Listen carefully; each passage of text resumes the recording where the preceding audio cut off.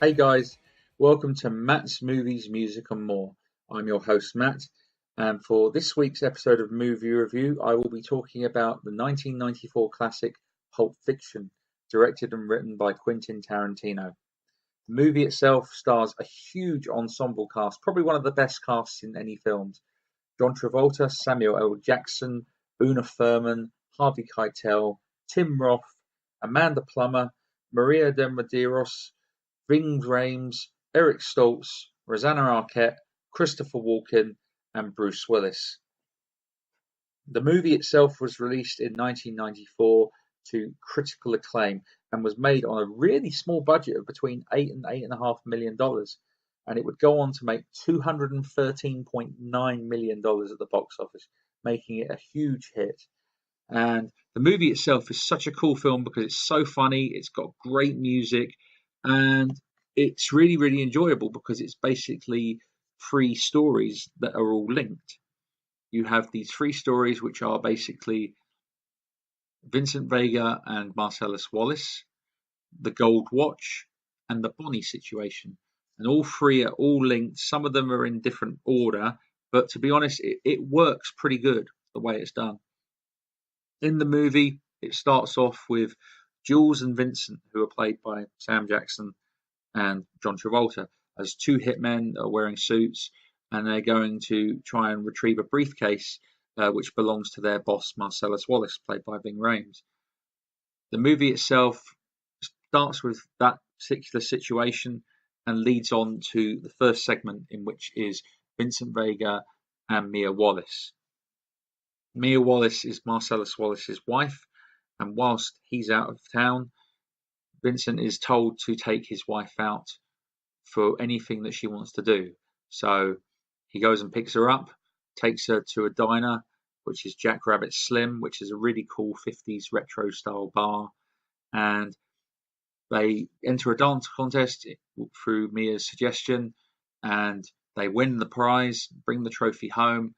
And as Mia is doing coke, she ODs, and Vincent has no choice but to figure out to take her somewhere that's not a hospital. So he takes her to one of his friends, Lance, who is a drug dealer played by Eric Stoltz, and asks him to help try and save Mia, knowing that Mia is Marcellus Wallace's wife. Now, he does have a connection with Mia. You can tell that there's sort of this interest between the two of them, but they both can't act on their impulses. But yeah, you've got that, and that story is really cool. That works really well. And then you go on to the next story in the film, which is called The Gold Watch, which is all about Bruce Willis's character. Bruce Willis is Butch. Butch is a boxer, and he has been in contact with Marcellus Wallace to throw a fight, which he is involved in. And he's taken the money to throw the fight, but what happens is Butch actually wins the fight, and in the process actually kills the other boxer without knowing it. And he had actually he got someone to place bets on his behalf for him to win the boxing match. So he'd already planned this out to screw over Marcellus Wallace. So Marcellus Wallace gets Vincent and Paul, who's one of his other gangmen, to go and look for him. So as Butch and his lady, Fabienne, they're hiding out in a motel. He's looking to get out of town as quickly as possible, but finds out that Fabienne didn't bring his father's gold watch. His father's gold watch means a lot to Butch because his father had to get in the war and had hid it up his ass for 5 years. And Christopher Walken, who plays a friend of Butch's father, actually also held it in his ass for a number of years. So as Butch has to go back to his apartment to get the watch, he finds out that Vincent was actually in the apartment because he's in the bathroom and using the loo. And as Butch has actually put on some food on the toaster, the toast pops up and Butch shoots Vincent with Vincent's gun, as Vincent had left it out in the kitchen rather than taking it in the bathroom with him. So Vincent actually dies, but Vincent does return later on in the third segment, hence why this is slightly out of sequence.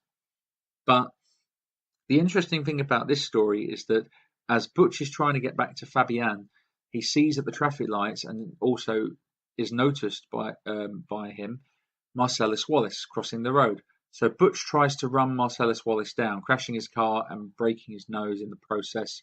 And both of them are sort of wanting to get each other. So Marcellus is chasing after Butch, and Butch takes refuge in a gun and weapons store and tries to lock the door. Marcellus gets in, and the two of them get knocked out by the clerk that works there. And when they wake up, they find themselves with a ball and gagged up, chained up in a sort of weird bondage situation.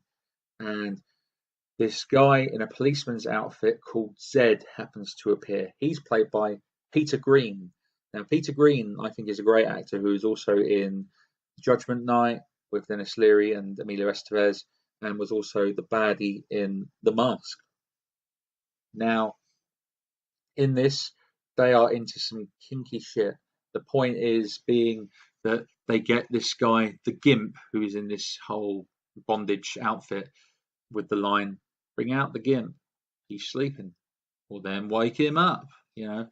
So Zed has to go and get him, and they've got the Gimp watching Butch, and after doing an eeny, meeny, miny, mo, they pick Marcellus on who's going to get raped first. So Butch actually unties himself and knocks out the Gimp, decides to run away, but then thinks about Marcellus and thinks that maybe he should do something to get Marcellus out of this situation.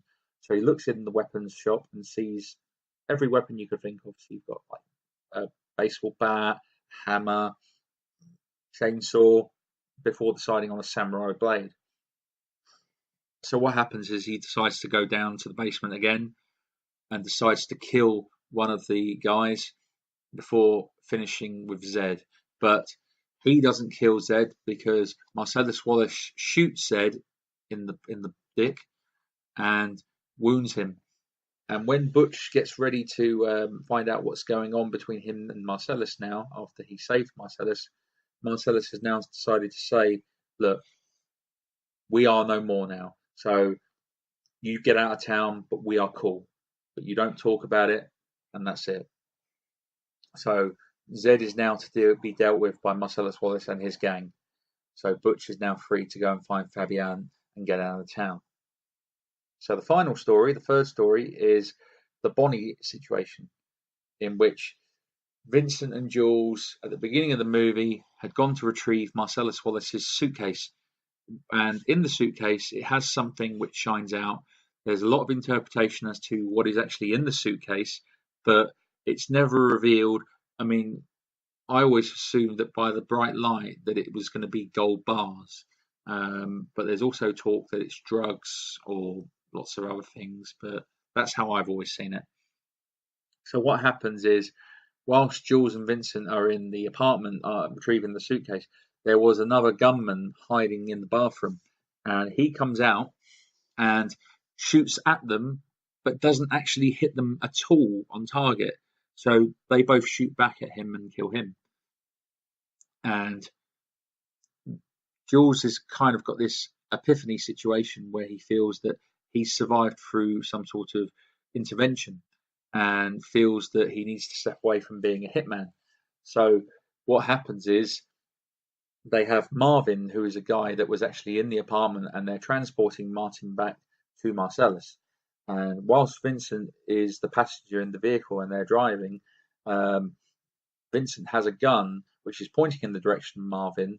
And when the car goes over a bump, he accidentally shoots Marvin in the face, in what is one of the funniest scenes because it's not what you expect at all. It completely comes out of surprise. So as that's happened, Jules decides to take the car to Jimmy's. Jimmy is a friend of his, and he's played by Quentin Tarantino.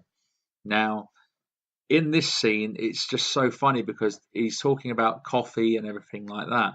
And Jimmy's like, "I know it's good coffee. I don't buy the shit that Bonnie buys. This is what I like, you know?" So what happens is Jimmy gets telling to Jules and Vincent that he wants them out of the house as quickly as possible because he doesn't want to get a divorce from Bonnie. So what happens is Jules calls up Marcellus, and Marcellus says, I will get Mr. Wolf to come and help you. And Mr. Wolf is played by Harvey Keitel in what is now surely his most famous role, because the Mr. Wolf character is now currently used in the UK as the Direct Line advert. So as Mr. Wolf gets there, he tells Vincent and Jules what they need to do in order to help get the car out of sight. So they have to clean the car, clean their clothes, redress, and then take the vehicle to Monster Joe's to be crushed and dealt with. And then it finally ends in the movie with the scene that actually begins the film, which is our prologue, which deals with Ringo and Yolanda, played by Amanda Plummer and Tim Roth, as two petty criminals that just steal from liquor stores and stuff like that. But in this particular situation, they're stealing from a restaurant. And Vincent and Jules are actually eating breakfast in this restaurant at the time. So as they're doing the robbery, Ringo is asking Jules to put his wallet in the bag, and he's got the famous bad motherfucker wallet. And I always thought that was so cool hearing that, and I actually bought the motherfucker wallet, hence why it's one that I actually own to this day. There's my proof there.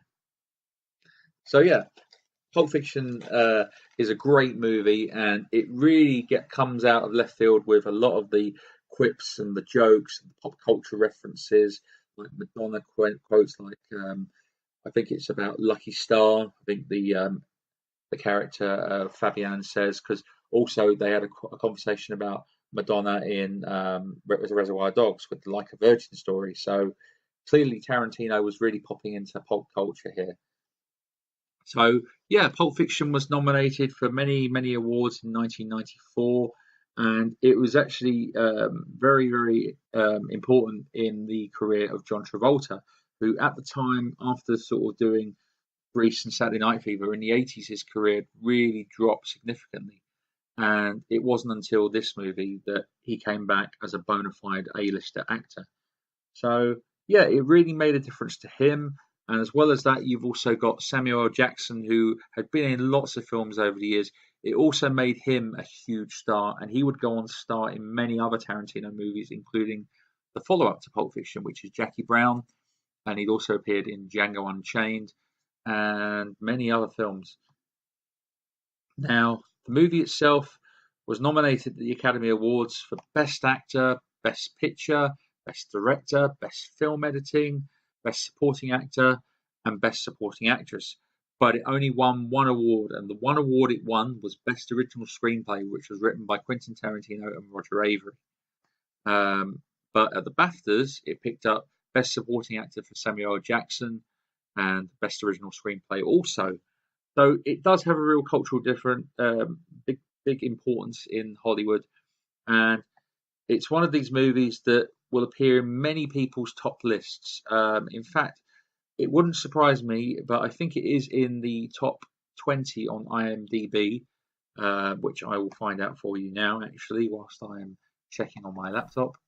The Pulp Fiction is currently rated on IMDb at number 8 in the top 250 greatest movies with an 8.9 average review. So it really shows that this movie has a big cultural impact and is one of only, just looking at the list here, from the 90s, one of only 4 movies to have come out in the 1990s. And in fact, the number 1 movie, The Shawshank Redemption, was released the same year as Pulp Fiction. And so that's actually quite interesting that 1994 is represented in the IMDb top 10 twice. So anyway, that was my review of Pulp Fiction. The film itself is available on streaming sites, and you can also buy it on Blu-ray and DVD. I would definitely recommend picking it up. It's one of those movies that is just hilarious. It's got violence, it's got drama, it's got blood and guts. It's such a cool movie. The soundtrack's great. Yeah, it's definitely one to own. So yeah. So thank you very much for checking out today's video of Pulp Fiction. And be sure to follow the Matt's Movies, Music and More official pages on Facebook, Twitter, Instagram, YouTube, And we also have a Patreon site. So if any of you out there want to help support me, maybe with some new equipment, or maybe some potential recommendations of things that I could talk about, or ideas for the channel, I think it'd be absolutely fantastic. So again, thank you very much, guys, and we'll catch up all on the next video. Bye.